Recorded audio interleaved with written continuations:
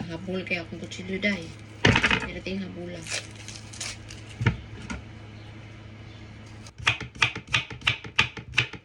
So, atong i-marinate atong pipino. Patang sa nato sa bowl.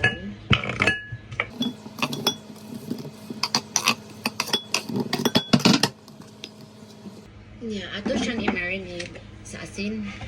Wala bitaw ko ka ng regular salt. Ang naan ko is iodized table salt. So, pwede na siya.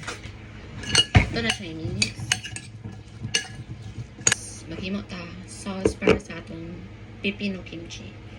So, gochujang akong gamit. Kaya wala mo ka itong mga Korean chili flakes na gamit nila para kimchi.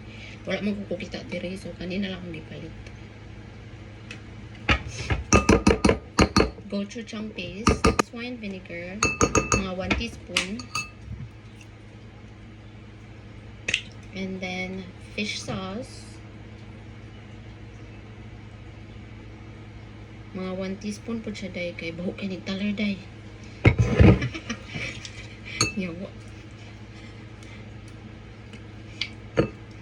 Og honey.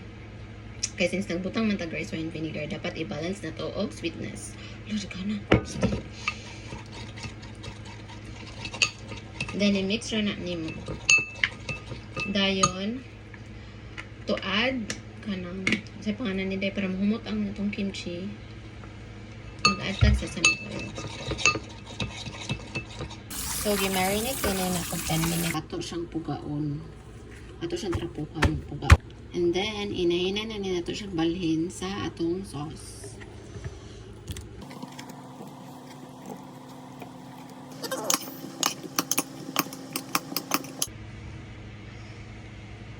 Yan atong tilawan.